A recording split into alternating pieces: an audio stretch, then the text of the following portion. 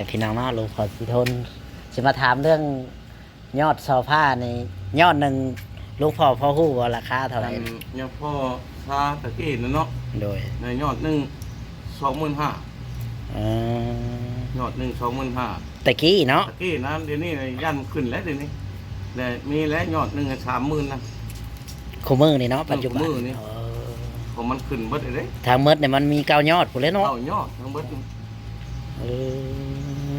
9 ยอดประมาณ30,000เนาะยอดหนึ่ง30,000ประมาณนั่นแหละแต่ว่าเฮาก็บ่ฮู้แหละเฮาแค่ประมาณที่ยังหลวงพ่อก็ยังบ่ได้ไปสอบถามเนาะยังไม่ไปสอบถามไสบ่มีเงินบ่มีคำแล้วบ่ได้ไปสอบถามไสนะจำนวนนี่แหละ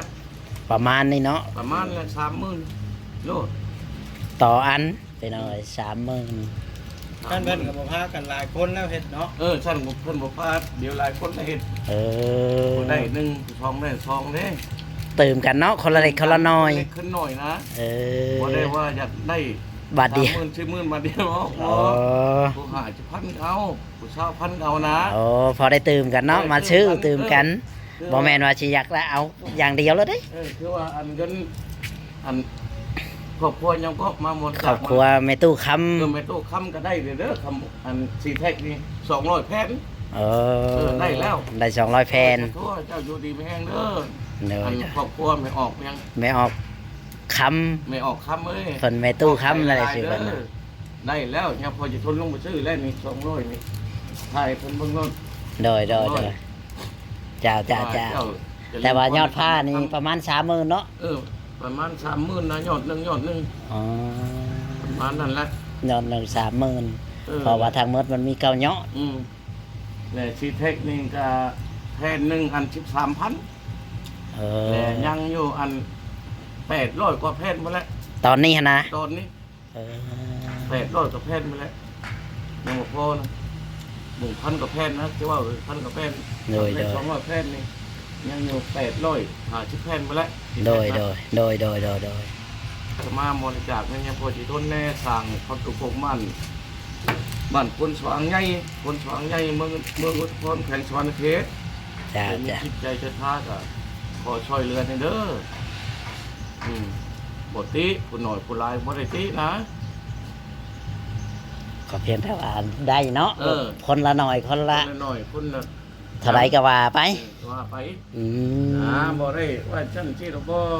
ต้องทำบุญได้นี่เลยทำบุญแล้วแต่เพิ่นผู้ศรัทธาเนาะแล้วแต่ผู้ศรัทธาผู้ละ10ผู้ละ20ก็แล้วแต่เพิ่นแล้วแต่เพิ่นใจบุญใจกุศลเนาะใจบุญใจกุศลโดยที่ว่ามอบเงินให้มื้อนั้นก็ไปซื้อกระเบื้องมาแล้วเนาะแม่นแล้วได้แล้วนี่200 แผ่น200 แผ่นแผ่นนึง13,000โดยค่าน้ำจุน้ำมันแน่ก็บ่ได้รอกนั้นเจ้ามันก็พอดีได้200 แผ่นโดยสิมุงทางนี้มื้ออื่นนี่สร้างเข้ามาเลยมุงทางเซ็ตน้อยนี้แล้วพอเซ็ตน้อยแล้วยังบ่ทันมุงแล้วบ่มีเงินบาดนี้โจอีกโจแล้วบัดเข้าได้มาบ่แล้วนี่ผู้ส่งมาน้ำเจ้านี้ถ้าว่ามีผู้ใจบุญใจศรัทธาอีกเนาะก็ว่าอีกทีนึงตอนนี้ก็ยังขาดหลายอยู่เลยกระเบื้องก็ยังประมาณ200บ่หรือ100ตัวใหญ่นี่เลยตัวใหญ่นะสีแท็กบ่เป็นกระเบื้องเลยสีแท็กสีแท็กนี่ยังอยู่อัน1,000 กว่าแผ่นพุ่นแล้วยัง1,000 กว่าแผ่น1,000 กว่าแผ่นบ่ได้ผมทั้งถึงเลย1,000 กว่าแผ่นนี่ก็3 ชั้นแน่พอมันนะ1,000 กว่าแผ่นยัง1,000 กว่าแผ่นนะพี่น้องไว้เพื่อสิได้เนาะแต่บุกตกใจมาอันที่เจ้ามาส่งให้กับห่อนเฉพาะจุกเจือเจ้าบ่ตกบุกใจก็ได้ห่อนเฉพาะก็ไปซื้อโลดเฉพาะย่านเป็นบาปเป็นกรรมเจ้านี่แหละเข้ามานี่คือไปเบิ่งลำท้องได้เนาะนี่แหละ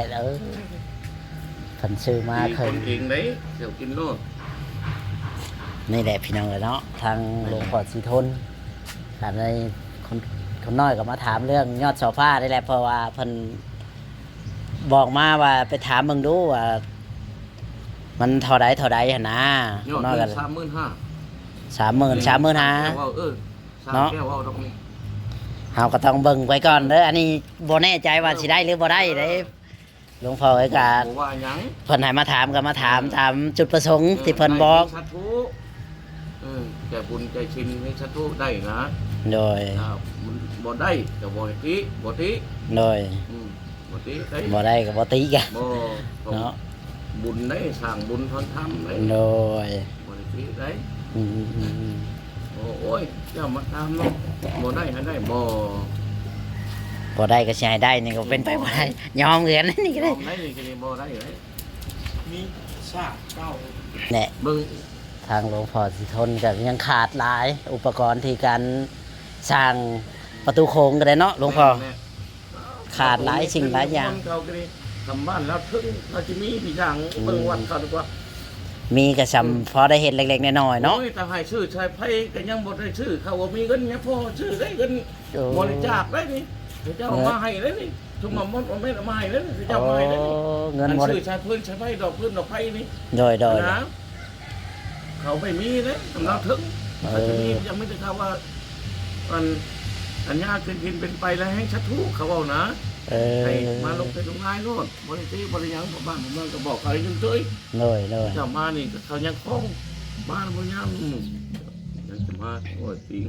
เป็นยังจะมาให้ดอกจะเป็นทำบุญน้ำดอกจะเลย อืม ทานบุญน้ำ คนละเล็กคนละน้อยเนาะ คนละหน่อย หลายคนก็ได้หลายตื่มกัน คือว่าเนี่ยอยากได้บาทเดียวมันก็บ่ได้เลยอย่างคือกันแหละก็ดีใจแล้วที่เห็นมอมกันในหลวงพ่อก็ซื้อปุ๊บปั๊บแล้วอยากได้เนาะหลวงพ่อเนาะ สร้างไงออกก็ชื่อโลด อืม สร้างแก้วลงไปชื่อโลด โดย เอาขึ้นมาบันเดียวโลด เจ้าเคฉันดังเนาะถามยอดซอผ้านำหลวงพ่อเพิ่นเขาว่าประมาณ30,000ปลาย30,000นี่แหละพี่น้องอยู่ประมาณนี้แหละแต่ว่าก็เฮาก็บ่ฮู้หรอกว่า มันเท่าใดกันแน่นะเพิ่นก็เอาข้าวเอาเมื่อก่อนน่ะเพิ่นว่า25,000แต่ปัจจุบันนี่ไปชังมันก็แพงนะมันบ่ฮู้ว่าสิเท่าใดกันแน่เนาะคือนี่แหละเพิ่นก็ซื้อกระเบื้องที่ว่าบ่เจ้าว่ามอบเงินให้วันนั้นน่ะเพิ่นก็ได้มาซื้อเพิ่นบ่เอิ้นกระเบื้องเอิ้นไปชังลืมเลยเพิ่นก็ได้ซื้อมาแล้วพี่น้องก็สิได้มุงโตะน้อยตัวนี้ แต่ตัวนี้ก็ขาดเป็นพันบ่ได้พี่น้องเลยฉาบมันยังบ่มีเนาะเพิ่นก็สิโจะไว้ก่อนเพราะว่าได้มุงตัวนี้ คือตัวนี้แหละมุงคือแบบนี้แหละพี่น้องเพิ่นก็สิได้มุงคือแบบนี้หั่นนะกระเบื้องส่วนนั้นก็ได้มุงส่วนนั้น แต่ว่าตัวทึงนี่ก็ยังสิบ่ได้พี่น้องเพราะว่ายังบ่มีเนาะนี่แหละพี่น้องเลยตัวทึงนี่ก็ยังสีบ่มีเนาะก็รอผู้ใจบุญใจกุศลผู้ศรัทธาพี่น้องเนาะเรื่องทำบุญทำศีลในวัดในว่าก็ช่วยหลวงพ่อทำสร้างประตูโค้งหลวงพ่อศรีทนเนาะวัดศรีบุญเฮืองเนาะวัดศรีบุญเฮืองบ้านโพนสว่างนี่แหละพี่น้องเนาะยอดฟ้านี่ก็อยู่ที่9 ยอดคนแหละแต่บอกว่าราคาแท้จริงมันเท่าไหร่เพิ่นบอกว่าคร่าวๆแค่ว่า30,000หรือว่า30,000ปลายอันนี้ก็ยังบ่แน่ใจนะเพราะว่าเพิ่นก็ยังบ่มีเงินบ่มีคำก็เลยแบบว่ายังบ่ได้ถามยังบ่ได้อันนั้นพี่น้องเลยเนาะก็เอาแต่ซ้ำที่ว่าเงินคำมีเล็กๆน้อยๆนั่นแหละพี่น้องเนาะนี่แหละถ้าว่า FC ท่านใดอยากทำบุญทำกุศลทางวัดทางว่ากะคอมเมนต์มาแล้วกะอยากให้บ่เจอเป็นสะพานบุญให้กะติดต่อเข้ามาพี่น้องเนาะถ้าอยากสวยทางวัดทางว่าก็ได้เรื่องยอดช่อผ้าหรือว่าเรื่องที่ว่ามุงแผ่นอันนี้เนี่ยนะพี่น้องแผ่นกระเบื้องน้อยๆเนี่ยเพิ่นเอิ้นหยังกะติดต่อมาได้พี่น้องเนาะถ้าว่าอยากทำบุญทำศีลกับวัดกับว่าก็ได้คือกันพี่น้องเนาะเรื่องยอดช่อผ้านี่แหละเพราะว่างบประมาณก็ยังบ่เพียงพอก็จักย้ำได้อย่างสิแล้วคันว่ามันต้องมีผู้แบบใจบุญใจกุศลแบบว่าอันนั้นแน่พี่น้องถ้าแบบว่ามี อันนั้นหลายๆอันนั้นพี่น้องมีคนซอยกันคนละเล็กคนละน้อยเนาะทำบุญทำศีลพี่น้องนี่แหละเรื่องยอดเท่าผ้านี่กะใช้เวลาอยู่ได้พี่น้องเอ้ยเปิดสิแล้วโดนเนาะนี่ถ่ายให้ FC ได้เบิ่งเนาะพอได้อยากสวยทางหลวงพ่อสีทนก็ซอยมาได้พี่น้องคนละเล็กคนละน้อยเนาะมุงแบบนี้แหละพี่น้องแต่อันนี้ก็ยังมุงบ่แล้วดอกเนาะเพราะว่ามันกับบ่มีพี่น้องเนาะ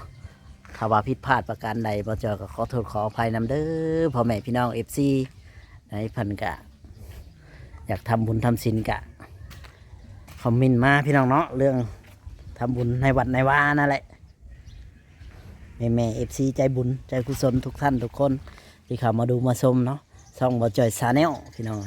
ฝากเป็นกำลังใจในเด้อกดไลค์กดแชร์หรือว่าช่องพอน้องปาล์มก็ได้พี่น้องเนาะก็ช่องเดียวกันนั่นแหละพี่น้องเนาะติดต่อเข้ามา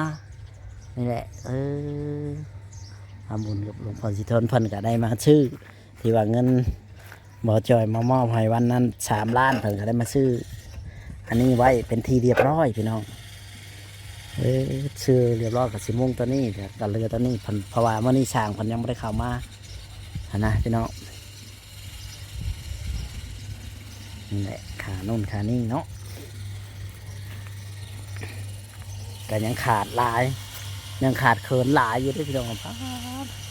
ทางนี้ก็ยังบ่ได้พอเนาะถ้าว่า FC ท่านใดมีใจบุญใส่ศรัทธาอยากช่วย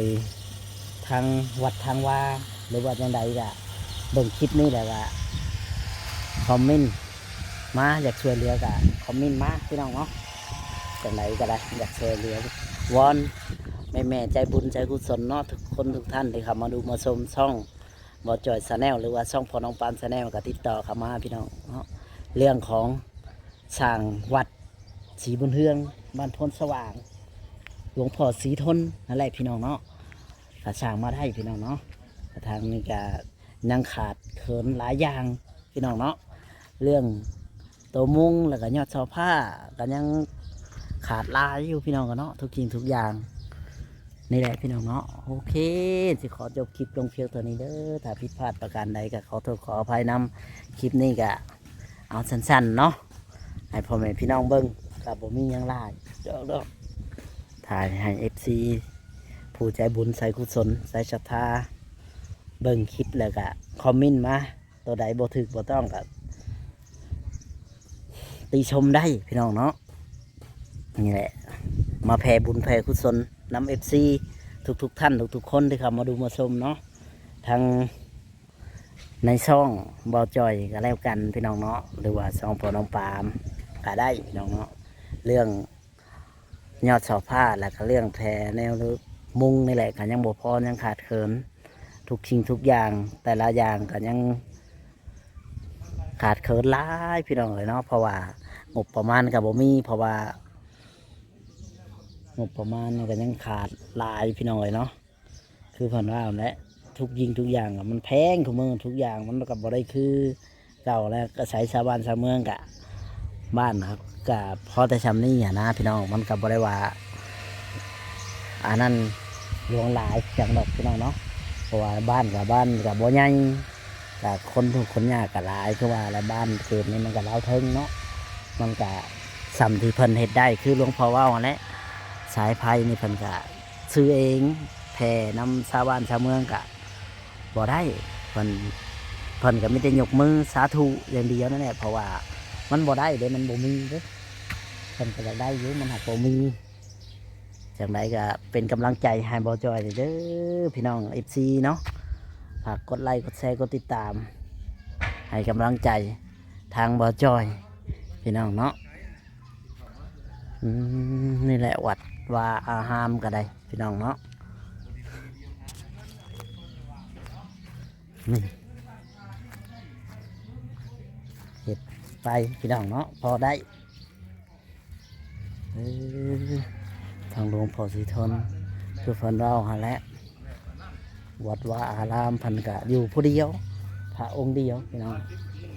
ก็อยู่ไปทำเพิ่นอยู่ได้นี่แหละพี่น้องเนาะ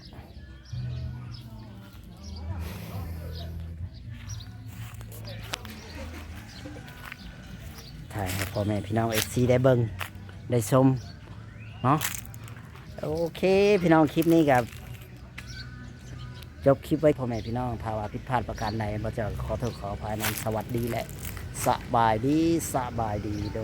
ย